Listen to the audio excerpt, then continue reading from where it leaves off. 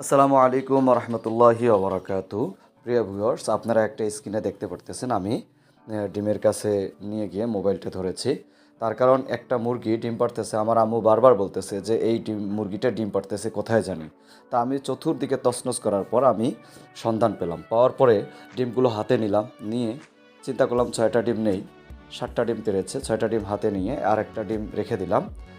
হুম, চিন্তা করলাম যে না, এখানে একটা বাসা বানাই দিতে হবে, বাসাটা ভেঙে ফেলা যাবে না, এখানেই ডিম পাড়তে থাকুক, নাহলে মুরগিটা বিভ্রান্ত হয়ে যাবে। পরে কিছু খড় নিলাম, নেয়ার পরে আমি সুন্দর করে ওই মুরগিটার জন্য সুন্দর করে একটা বাসা বানাই দিচ্ছি। ডিমটা সরিয়ে বাসায় বানা দিলাম, বাসা বানিয়ে সুন্দর করে ডিমটা রেখে দিব। এখন আপনারা স্ক্রিনে দেখতে পারতেছেন, এখন ডিমটা সুন্দর করে রেখে দিয়ে আমি চতুর্দিকে ভালো করে দিচ্ছি। এখন আমি বের হয়ে যাব।